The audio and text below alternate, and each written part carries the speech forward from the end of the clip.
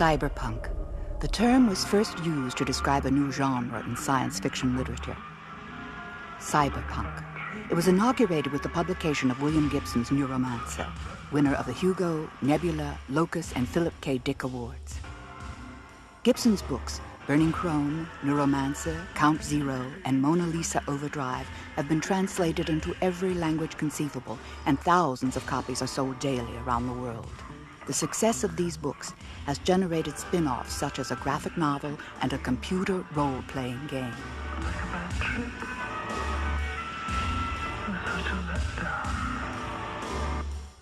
Neuromancer's protagonist, Case, is a streetwise young man living at the periphery of a not unfamiliar high-tech society and its laws. Familiar? Yet a society with imploded cities, mutant subcultures, and artificial realities. The sky above the port was the color of television tuned to a dead channel. Night City was like a deranged experiment in social Darwinism designed by a bored researcher who kept one thumb permanently on the fast-forward button. You could say that cyberpunk is postmodern science fiction. It's a lot more postmodern than the old science fiction was. But science fiction is a very, I'm speaking of the American science fiction industry. And it's been traditionally a fairly reactionary literary form, a form in which you weren't encouraged to develop as a stylist or to investigate any of the things that were happening in the world of literature.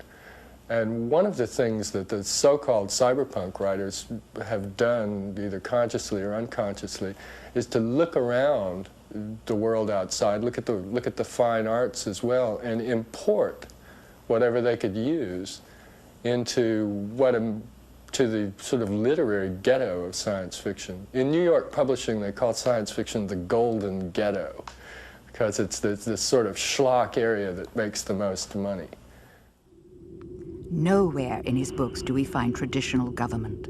Real power is in the hands of the Zaibatsus, the multinationals. The Zaibatsus, the multinationals that shaped the course of human history, had transcended old barriers. Hives with cybernetic memories, vast single organisms, their DNA coded in silicon. Kingpins in a given industry would be both more and less than people. A gradual and willing accommodation of the machine, the system, the parent organism.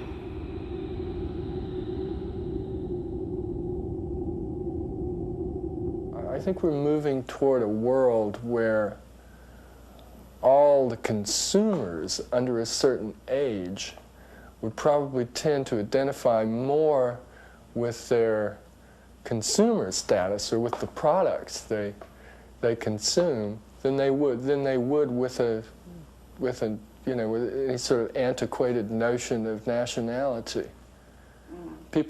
We're increasingly sort of interchangeable.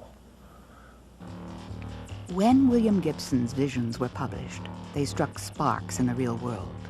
Scientists and hackers had found a future they couldn't wait to build, couldn't wait to live in, couldn't wait to sell.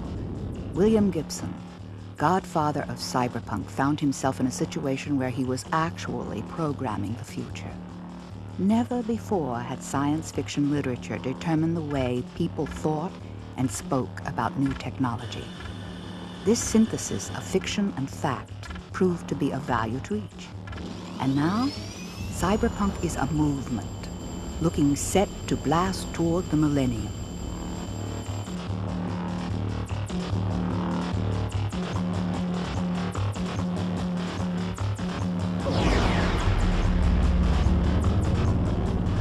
At a certain point, I saw cyberpunk jump from being a literary description to being a description of something in the real world. I think the New York Times used it in a headline last year, "Cyberpunks do something," and I said, "What?" And I thought they were referring to this group of writers I'm associated with, but in fact they were referring to outlaw hackers who had broken into someone's data bank.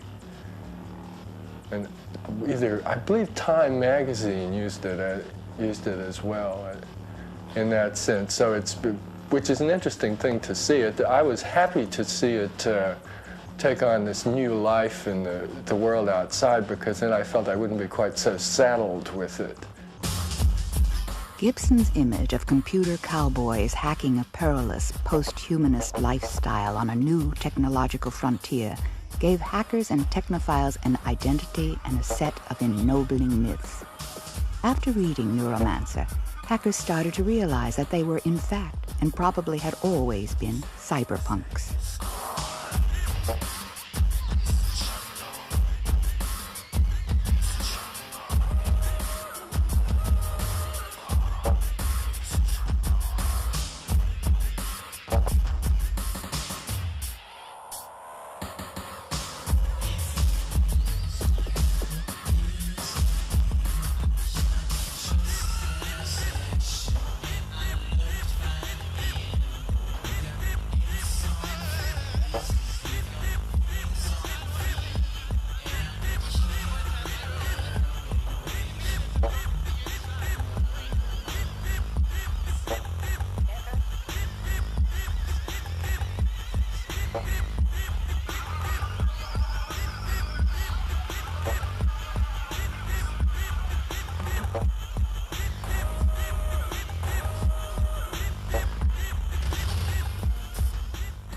Cyberpunk is a person who takes navigational control over the cybernetic electronic equipment and uses it not for the army, and not for the government, not for the Lufthansa airline, but for his or her own personal purpose.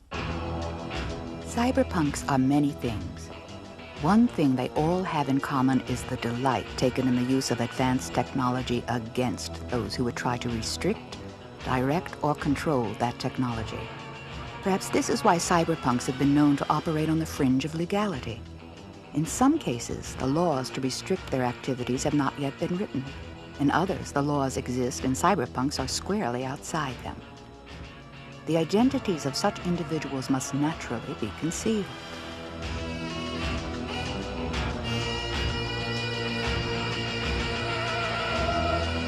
I'm poking around in people's databases. I deal in software. I trade. I don't crack. I'm not that good.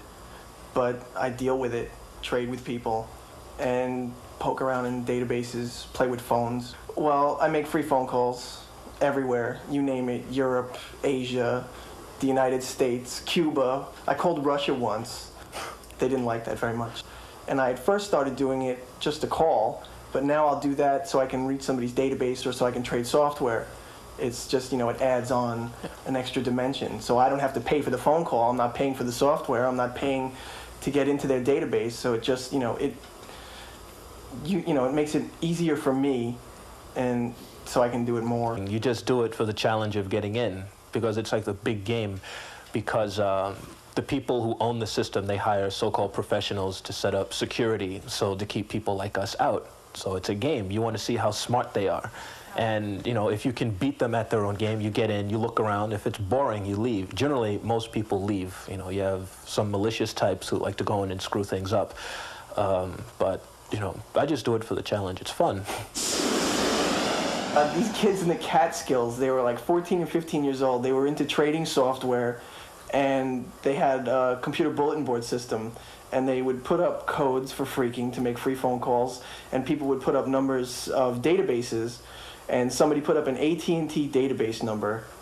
And so one kid who was good with hacking into systems got on, and he got into a menu that he didn't know what it was, and he just started poking around with it, and the next thing he knew, people came to his house, and he didn't know what happened, and they told him that he had moved a satellite. He moved a telecommunications satellite out of orbit, and they all freaked out. I mean, they came to his house going, "You moved a satellite," and, he was like 14 years old, so his parents were like passing out because there were federal agents in his house, and he was shitting bricks, and the federal agents came in, confiscated all his computer equipment, and scared the living daylights out of him, and he thought he was going away to jail for the rest of his life, and he just turned everybody in. So by definition, in a bureaucracy. Any individual who thinks for herself is considered a hooligan or a smartass or a know-it-all or a troublemaker. The creative child is the troublemaker. So by definition, an innovative person, particularly in technology with computers, anyone who gets in there, uses the computer for his or her own purpose, is by definition a hooligan, a punk. Cyberpunk is made up of kids, freaks, or obsessive technophiles. And like any other movement, it has its stars.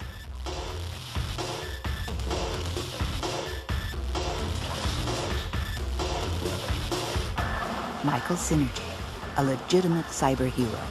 I think I'm one of the most outspoken of what we're calling the, quote, cyberpunk, unquote, genre. One of the things that I always consider very important when I'm talking politically is, in terms of an interview, is I won't pull any punches. A lot of people are going to go there and they're going to try not to incriminate themselves. They're going to try and be, sly about stuff. I've never done that. Every time someone wants to know something, I'm just very free about it. I'm the first person who was starting to talk very honestly about, viruses and terrorist acts and what this really means in terms of, the big picture, which isn't very popular with, I guess, sort of the mainstream population. But the underground set see me as a hero for that because I'm being honest. And that's the one thing that they really want to see. So I guess my fame then is coming from the fact that I have certain opinions and certain technical skills, and I'm perfectly willing to share them with whoever wants to know.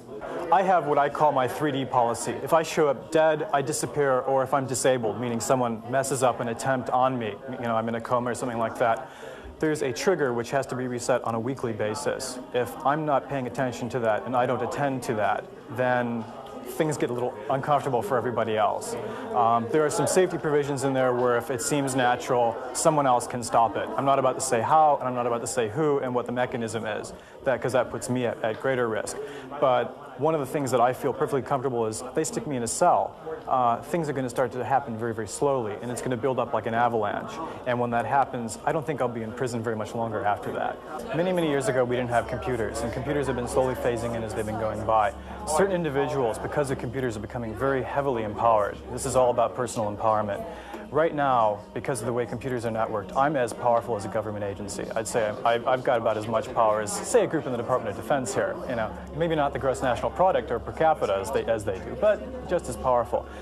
Soon, in a couple of years, I'm going to be much more powerful than they are because they're still stuck in local mode. Okay, things about computer viruses, I can go beyond boundaries. Things about networks, I can go beyond. One of the things I learned a long time ago is the old rule of thumb. Distance means nothing to a computer hacker, phone freak, whatever. Anyone using a computer, the phone line, the computer, fax, who knows? Distance doesn't mean anything anymore. I can be anywhere I want. And one of the other things I found out about computer viruses, it's a beautiful lever. Give me a lever and I shall move the earth. Okay? For me, a computer virus is a way of building a little AI of me, an artificial intelligence that can go out and copy itself millions of times and do whatever it has to. One of the things I was asked recently is, sure, you can sit down and write a virus which would take down the banking system, but would you really? And I've told people before, and I'll tell people again. And if I think it's necessary, I will. One of the reasons I said that was someone asked me about what happens if we get a fascist government here in the States. Would you be willing to take it down? And the more they get computerized, the more powerful I get, the more willing I will be to do that.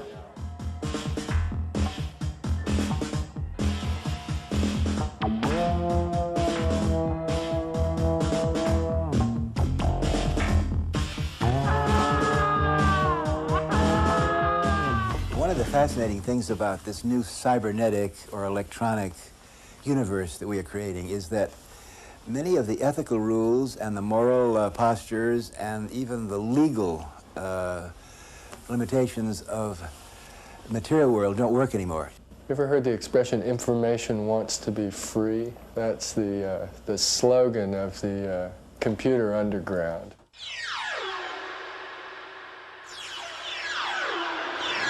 Information wants to be free. Access to computers and anything which might teach you something about the way the world works should be unlimited and total. Always yield to the hands-on imperative. All information should be free. Mistrust authority. Promote decentralization.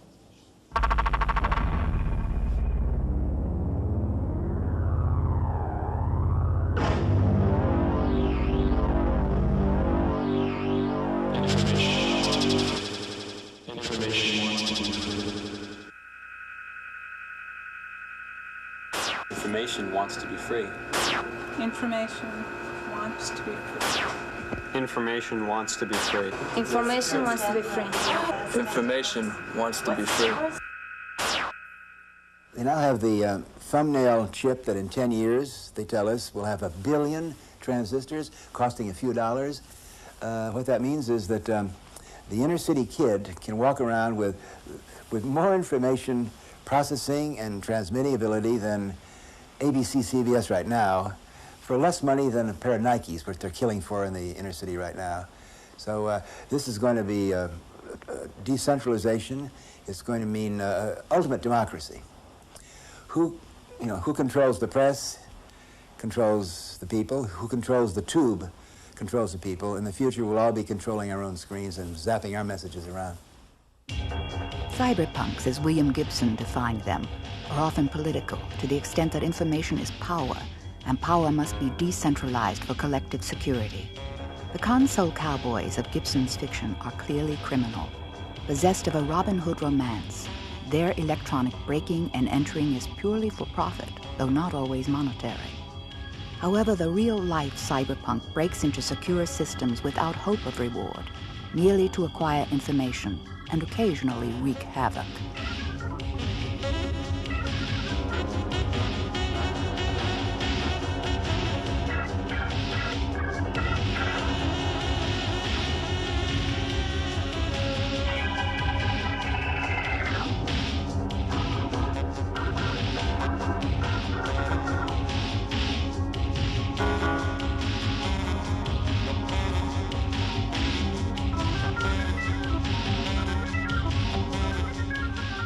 I mean, literally, it's coming to the point where whoever holds information has power. It's interesting, though. It is interesting, though, because you find yourself in those books rooting for the outlaws, the hustlers, all the patrons of the gentleman loser.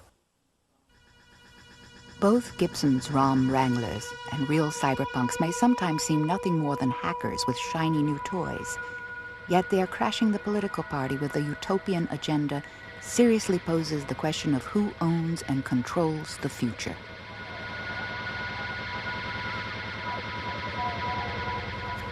Making records public, keeping the keepers of corporate secrets somewhat honest, watching the watchers, waging guerrilla warfare against the multinationals with personal computers takes more than style and politically correct attitudes.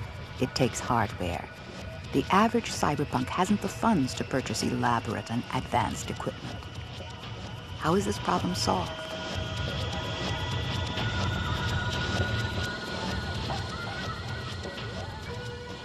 This is Vincent, whose friends thought he could pass as conventional.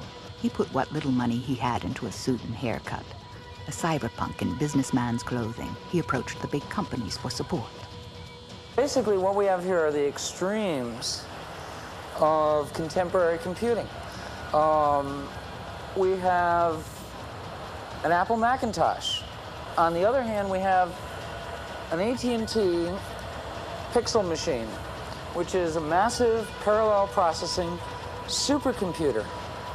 And the intermediary at this point is a Sun Microsystems 3260, which currently does the interpreting of the data and feeds it to the Pixel machine.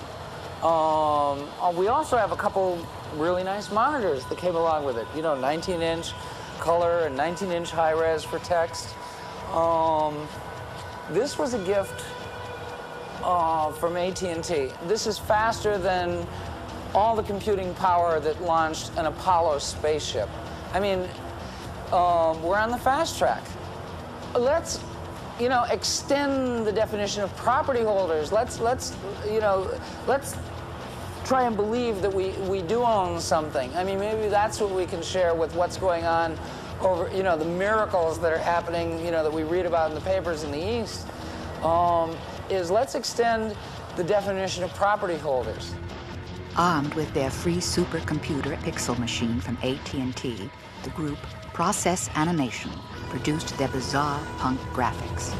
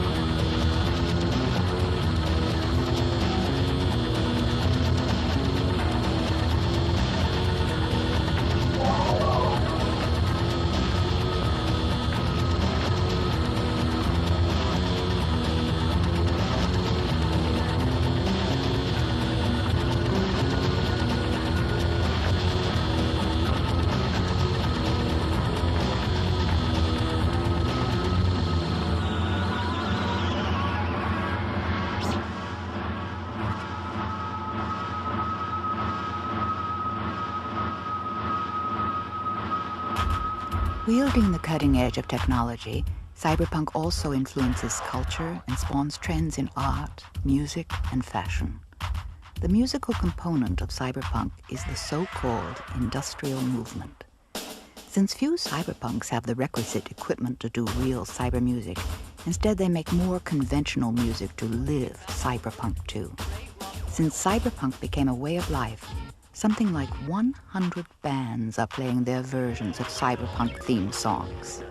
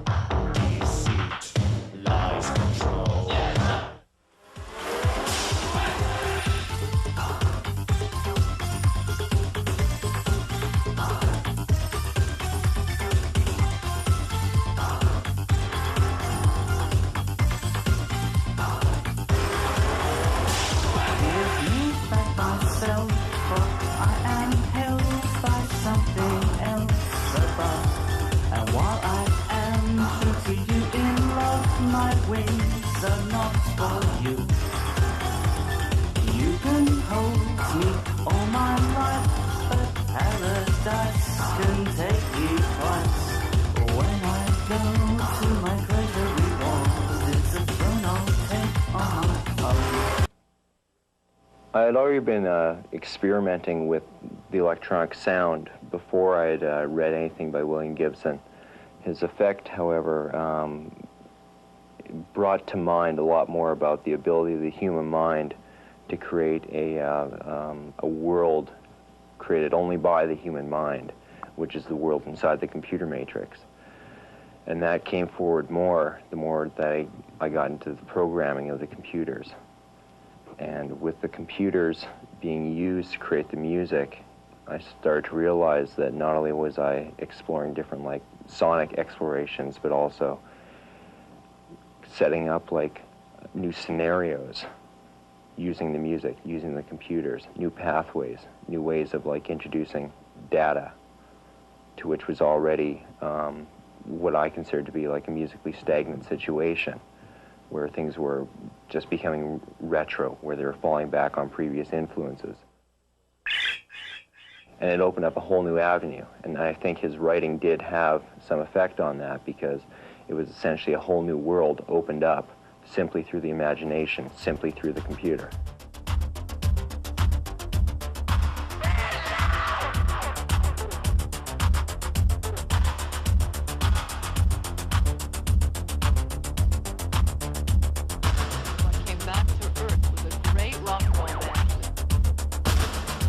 Cyberpunks have their own glossy magazines. In galleries around the country, more shows are promoting cyberpunk art.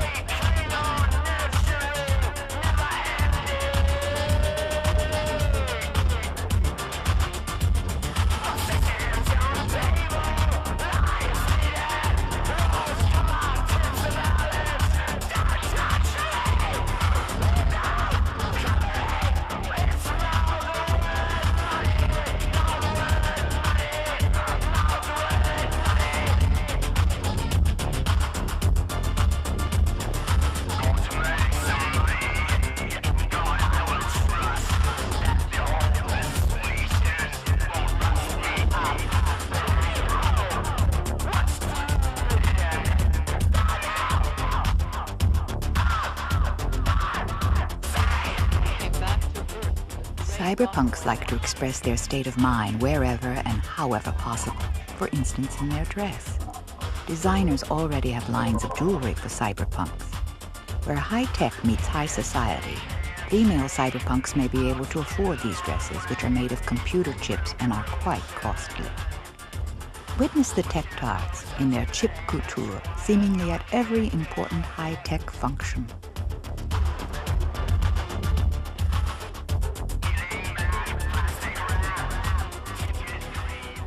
Mind machines are another phenomenon which evolved from cyberpunk culture. These machines directly manipulate the brain's EEG signature by the imposition of brain-friendly wavelengths. Repeated use is alleged to make the user permanently smarter, calmer, and more alert. Some say this is nothing so much as electronic drugs, but if so, then a drug suitable for the recreational tripper and stressed-out corporate manager alike. Simple versions of these mind machines have become a popular cyberpunk party favor. Learn to make friends, influence people, pick up girls. You slip them on, close your eyes, and then we'll raise the intensity here and see. If I recall, I would say your sensitivity was about an 8. So, if you can describe any sensation that you're perceiving, are you getting anything? It's darker. I know, it's really light in here, it's hard. It's off. But I'm bringing up the intensity, and we're operating now at about 12 hertz. So what we're doing is electronically stimulating the phosphenes in the retina of the eye by using electronic currents to affect a neural message originating at some point in the retina. We're not really sure where exactly at this time, whether it's in the rods or the cones, the bipolar cells, the glia, or in specific neural fibers themselves. Holistically minded cyberpunks have developed designer foods and vitamins to promote learning, psychic flexibility, and increase the mind's bandwidth. When penetrating a secure system, or making a run, a cyberpunk needs to be highly alert. The slightest entry error could mean disaster. These uncontrolled substances descend from the psychotropic experimentation of the 60s, legal drugs that make one smarter. Can anyone afford to just say no?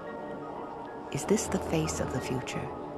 Will mind machines and vitamins replace heroin and crack? The drugs of the illicit drugs of the future will probably reflect in some way what the future society is about. So what if someone came up with a drug that made you a little bit smarter? Didn't do anything, just made you, raised your IQ 50 points. Could you afford not to take it? Having taken it, would you like to go back? It'd be 50 points stupider. I mean, it's something, and that could be maybe, that's a possibility in a way, something that would, speed up the synaptic flow and just make you really, really sharp. It's, yeah, that would be an interesting one. It's sort of like, it would be like steroids for stockbrokers. The cyberpunk movement labors ceaselessly to bring the promise of Gibson's visions to fruition. Almost as soon as they were published, cyberpunks concretized these concepts, rendering them in stark, shuddering hues. Still, there are a few things which technology cannot yet provide for. For instance, Gibson's concept of microsurgical implants, or biosofts. In the novel, some characters had small plugs behind their ears which read a microfiche code and could endow them with skills or abilities they would not otherwise possess.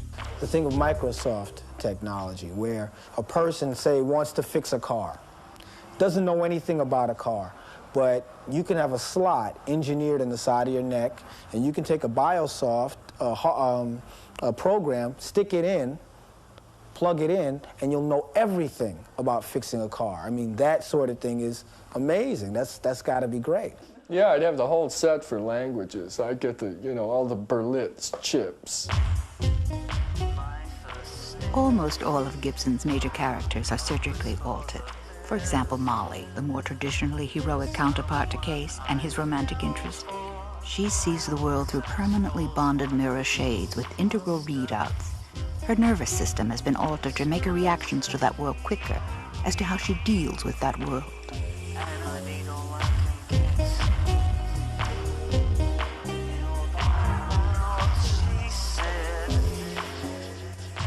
She held out her hands, palms up, the white fingers slightly spread, and with a barely audible click, 10 double-edged, 4-centimeter scalpel blades slid from their housing beneath the burgundy nails. She smiled. The nails slowly withdrew.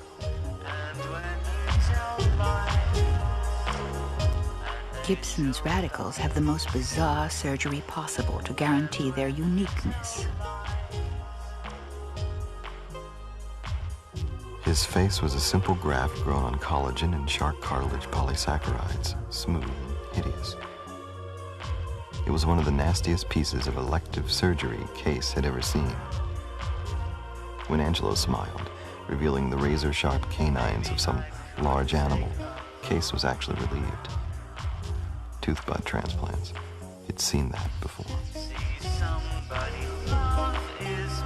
The only way cyberpunks can satisfy their curiosity about interfacing more totally with the machine, in this case becoming a cyborg, is by following the scientific research conducted to aid the handicapped.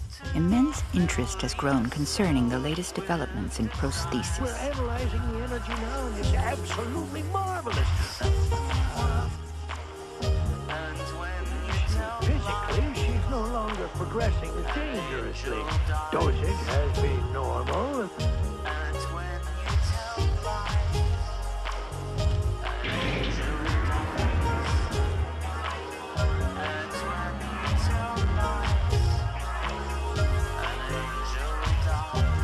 There's a lot of research being done in the United States to enable very, very handicapped people to interface with computers. And that's another area where that brain plug stuff is eventually going to come from. I talked to a man 2 days ago who's working in Eastern Canada on a project that will allow totally blind people whose optic nerves have actually been severely damaged, to watch television. And what they're doing is they're going directly into the sight center of the brain and stimulating it electronically. So a totally blind person can watch television, a totally blind person can then walk around with a mini cam and not be a totally blind person. Following and expanding upon the work of the semi-mythical Utah group, Dr. Joseph Rosen's work with the disabled at the Palo Alto VA Hospital and his classes at Stanford have made him a cyberpunk hero. He may be the first to actually put chips in people. Presently, when we reconstruct somebody, we're repairing some injury. In plastic surgery, the surgical field I'm in, we repair some injury. We replace a part that's missing.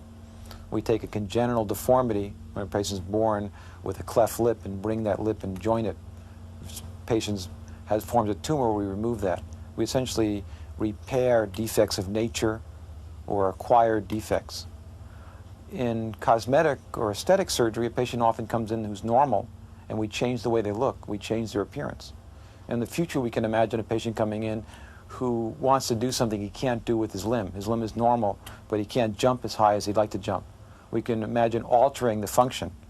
If you look at a kangaroo, they've over the years altered their function of their leg by taking a certain muscle and just forming it into a band, almost like a rubber band. And what they do is they lean down, they stretch out that band, and they use that band as it releases to allow them to jump. You can imagine doing the same thing on a patient, someone who wants to jump higher than the next person, taking a muscle and altering it in the leg, so changing, allowing him to jump more. Or you can imagine not just doing it with your own parts, but adding parts, making a hybrid person where we add in some kind of mechanical part into their arm to allow them to do some function they couldn't do before. A mix between a robotic limb and a real limb. There are certain advantages of a robotic limb over a normal limb. A robotic limb can be designed so that it sensed danger before it reached it. If it was near a fire, for instance, it could sense a fire from several feet away and then move away from it. Whereas in a human hand, you get close enough that you may get burned before you can move it fast enough. Especially true since the industrial age, where devices and machines move faster and faster. So a punch press may come down on a hand before the hand can move out of the way. A robotic hand may be able to sense the punch press moving and move faster than your normal hand would be to protect it. The other advantage of a robotic hand is it's much easier to replace than a damaged human hand would be. If a patient came in and wanted wings built on their back, how would we do it? And although we never see a patient that comes in asking for wings to fly, we're trained in techniques that allow us to build a wing out of parts in the body by shifting muscles from the leg and changing the structure of your chest. You could actually build a patient with wings, although physically he couldn't fly because he doesn't match the rules in terms of the amount of weight compared to the amount of wing surface. Although if you brought in hybrid materials, you could potentially actually build wings that could allow you to glide, maybe like a flying squirrel or that kind of creature that would glide, although you don't have the force to develop to actually take off. You know, going further in this area, in our lab, we're working on devices to allow us to interface with the peripheral nervous system as a rehabilitation tool, to take a patient who's had a nerve injury and repair that injury, or to take a patient who lost a limb, like an arm. You have a robotic arm that's very advanced, but there's no way to splice or interface that robotic arm to your nervous system. So we're developing some devices like silicon chips that can be implanted in the peripheral nerves and allow us to make a communication channel between your nervous system and such a device like a robotic arm. Although even those devices are 10 or 20 years in the future and are presently funded by the Veterans Affairs, who gives us money to study these devices because they could help disabled veterans with either loss of limb or even a paralyzed spinal cord by transferring information from the upper extremity that works to the lower extremity that doesn't work. All of this may make some think of 21st century Frankensteins, yet ethics change as fashions change. And in as little as 20 years, no one may remark on the mechanical and electronic alteration of human beings. To think about putting devices in man, electronic devices, seems very foreign, but for 20 years we've been putting in pacemakers, which is a very complicated device, placed into the heart, and more recently we've placed in a large number of devices for hearing that are linking up not directly to the nerve, but to the hair cells that are used in hearing in your cochlear. And there is a lot of research being done on devices for vision. So these devices are devices that are either being used clinically now or being actively researched to go the next step and to implant these devices in normal people so that they can improve their skills is something that I don't think we do right now, but I wouldn't rule something out like that for the future. It's going to be very commercial. And I think we could wind up with something that felt like having a very, very expensive American television commercial injected directly into your cortex. I mean, I don't find that an appealing idea. While cyberpunks feverishly plan and build their future, many average people fear a world ruled by machines, controlling our lives, or worse yet, having no use for us at all. This technophobia is widespread, and what is one man's dearest fantasy is another's most horrific nightmare.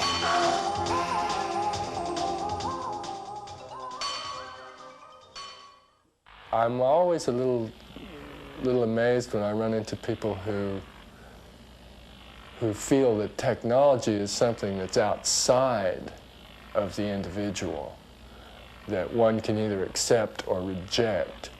And that's true in a sense, but at this stage of the game, we are technology. We've become something, I think in some very real sense, part of the world's population is already post-human. And if you consider the health options available to a millionaire in Beverly Hills as opposed to a man starving in the streets in Bangladesh, the man in Beverly Hills can, in effect, buy himself a new set of organs. I mean, when you look at that sort of gap, And the man in Bangladesh is still human. He's a human being from an agricultural planet. The man in Beverly Hills is something else. He may still be human, but he's in some way, I think he's also post-human. I think this is, the future has already happened. I think there are deeper fears. People are afraid that technology will make them less free, make them less powerful in a personal way. And that's entirely possible. And in fact, there are lots of good examples of how that's happened, the defense industry being a major one. But technology can also empower. I mean, you could take that argument all the way back and say that the first ape-like humanoid who used a tool was the guy who put the nail in our coffin, right? Because our tools, oh my God, you know, it's not my arm, it's a hammer. Does that mean I've lost power to the hammer? Or does that mean I can build a cathedral, you know? Is it half full or is it half empty? The question isn't whether or not the medium is intrinsically evil or scary. The question is whether or not we have a culture and a society and a group of artists who can rise to the occasion of using it in a way that enhances us. You're doing it. That's what cyberpunk means. Individual power to change your own body, to operate your own brain, as long as you don't hurt anybody else. So certainly in the future, you'll have plastic surgery, you can change the way you look, you can rejuvenating drugs, you can, there will be brain chips undoubtedly. Hey, it is scary, and there's no utopia here. Human nature has its dark sides. There'll always be power-hungry, evil people trying to screw it up. It's going to be more demanding, but we're getting smarter, and we're getting nicer. We're learning how to get along with each other. And yeah, there are always going to be people who go too far. There'll be people who'll be having artificial limbs, winning arm wrestling contests. Human competition will lead to all strange things. The man who may be said to have started it all, William Gibson. The same William Gibson whose fanciful musings are today exerting a profound influence, not only on a single subculture, but on society at large. This same William Gibson is one of the least technical people imaginable. He has a cozy, modest home in Vancouver and wrote his novels on a manual typewriter.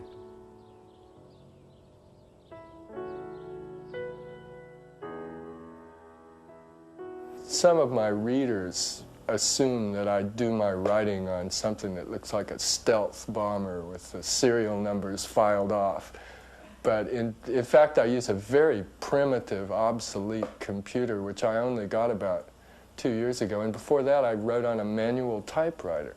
And when I started writing this stuff, I'd never touched a computer. And I think it gave me a certain strange edge in terms of imagination, in that I wasn't really hindered by what was possible. But when I finally went out and bought my little Apple computer and I got it home and set it up and turned it on, and it made this weird noise, this kind of grinding sound, and I called the man up very angrily and said, look, when I try to do this, it goes, rah, rah. And he said, sir, that's the disk drive. And I said, what's that?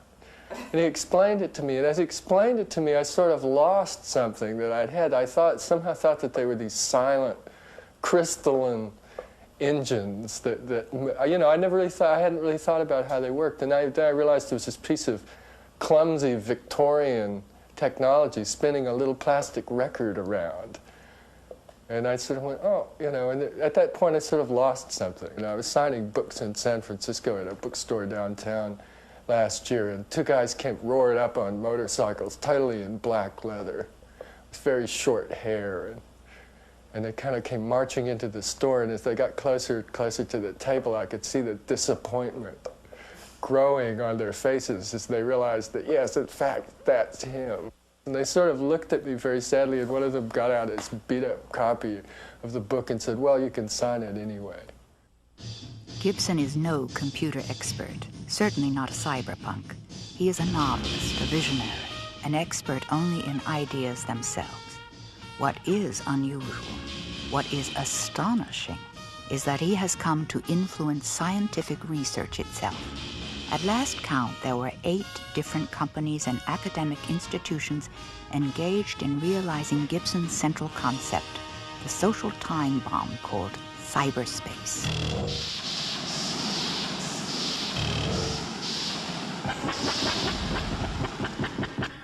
Jack into the Matrix. In Gibson's novels, console cowboys are directly linked to their computers, jacked in. Through electrodes to the central nervous system, cyberspace becomes perceptible. Cyberspace is defined as a consensual hallucination. The abstraction of databases become visible in the matrix, as it is also called, as geometric, architectural shapes, images that have reality only in the brain of the cognitor. The computer jockey can use programs to move his disembodied consciousness around in cyberspace. For the legitimate user, this is a way of doing their daily work. Millions of employees moving about in cyberspace, laboring in vast fields of information. These databases are guarded by dangerous protective fields known by the acronym ICE. The console cowboy's goal is to penetrate this ICE with viruses and attack programs to gain access to the information the base contains.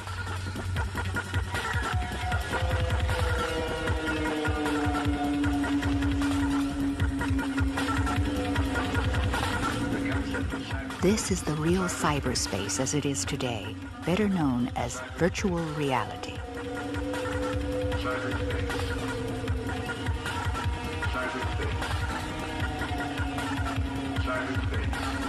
These people seemingly playing an elaborate game of blind man's bluff are in fact spending time in another universe, a cybernetic universe where anything is possible. In cyberspace, the individual sensorium becomes part of the computer. The illusion created is that of actually inhabiting a computer-generated world. The concept of cyberspace. Jack into the Matrix. It's around you, you're in it. It's almost this embryonic kind of information gel. California's NASA Ames Research Center was one of the first labs to experiment with virtual reality. This technology is part of what we call the Virtual Environment Workstation. The idea at Ames over the past 5 years has been to develop a very human-matched interface, a way to literally get inside images, to interact with them, to walk around inside them, to give very natural commands to the host computer, and for a number of different applications. The foundation of the virtual workstation is this helmet-mounted display. In the front package here are two small TV screens, one for each eye. The effect is that you get a very strong stereoscopic image. You view that image through two very wide-angle optics. Our idea was to try to match human field of view as much as possible. This gives us about a 120-degree angle of view. Also on top of the stock is a magnetic sensor device that tells you, the system, where you are within the virtual space. The rest of the things in the headset are a microphone so you can basically give verbal commands, connected speech commands to the host computer as you would, as if you were talking to another person. And the headphones give auditory feedback. We use a couple different kinds of sound cueing. One is just straight from a synthesizer, so that, for example, as you touch a virtual object, you get a contact cue or proximity cues as you get nearer and farther. Or the second level is 3D sound cueing. With a piece of technology that we built called the Convolvatron, you can actually hear the sounds coming from outside your head at a discrete distance and location. And because of the tracker, we can also make the sound stay there. If you move your head, the sound actually stays where it's supposed to be. So virtual objects can act as real sound sources as they would in the real world, for example. Another piece of the virtual workstation is what we call a data glove. And the glove is instrumented with fiber optic sensors so that as you bend your fingers, a computer-generated model of your hand that's in the virtual environment is controlled by it. You don't see your real hand because you're completely enclosed. So when you reach out, move your fingers, your virtual hand will mimic that, and you can pick up objects. And we've made software so that you can make different kinds of gestures, kind of like American Sign Language. For example, if I make a gesture like this, it will fly my viewpoint through that virtual space. NASA may use virtual reality to allow a technician to work on a space station without leaving Earth. In virtual reality, a person has the illusion that they are doing the work themselves, even when they are 1,000,000 miles away. Flying enabled. Starting from his office, the technician may fly through space to the station where he might activate other space instruments or repair them. One may wonder how Gibson, a self-admitted computer illiterate, foresaw this technology.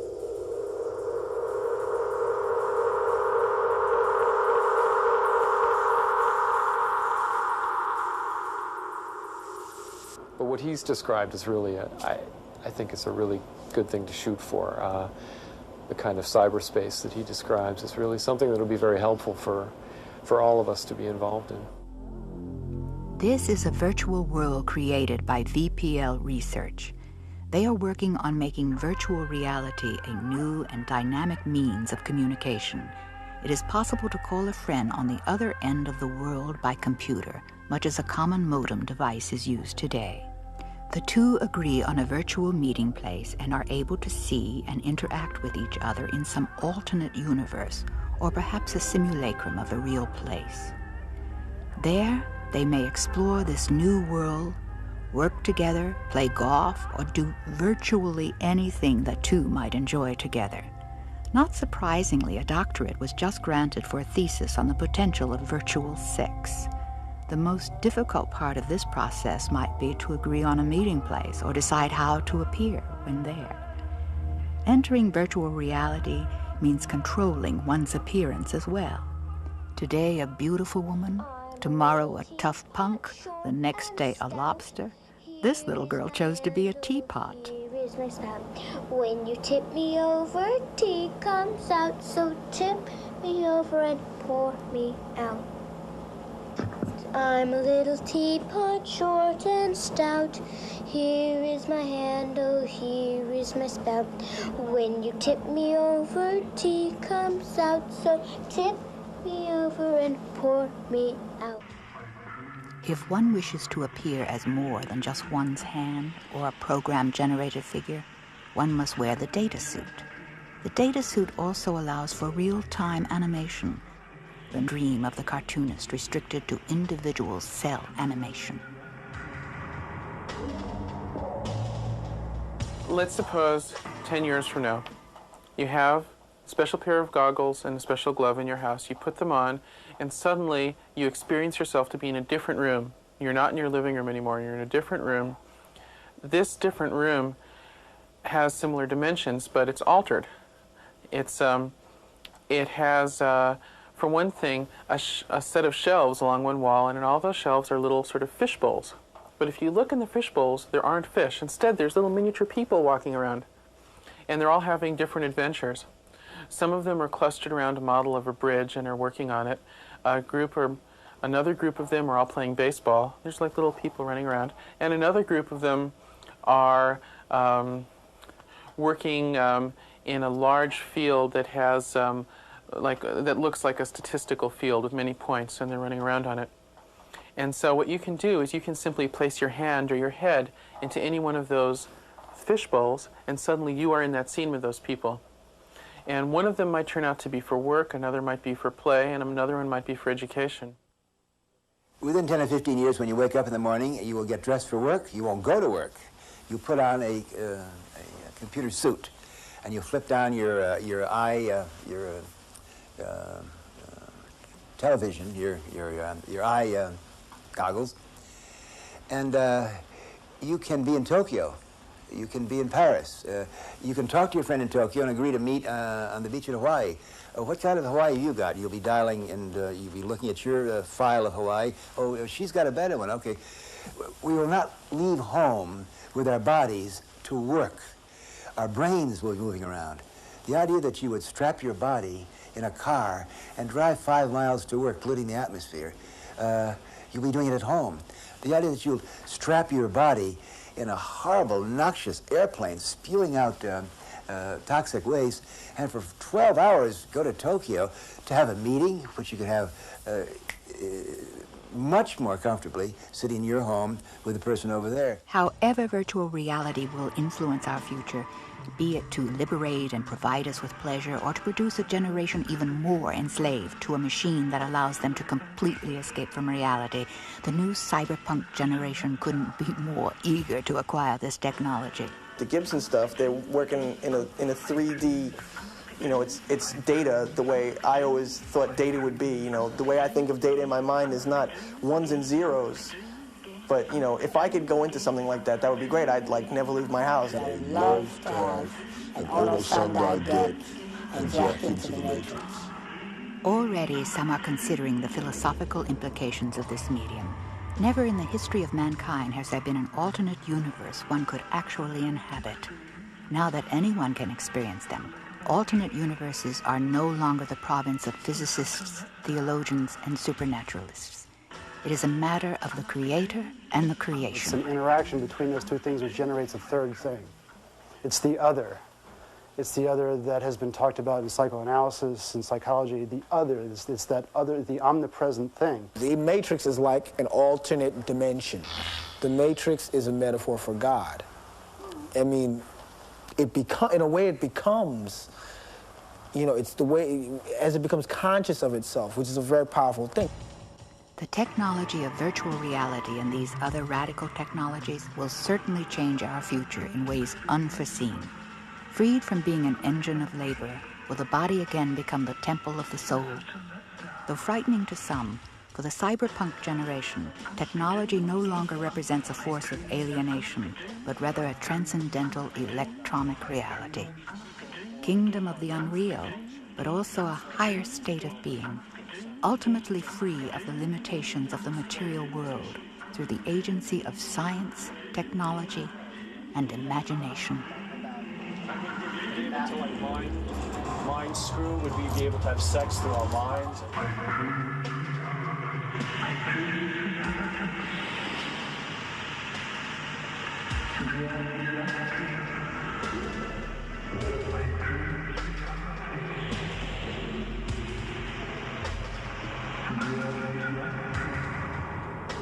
Chris Saunders. David Severio.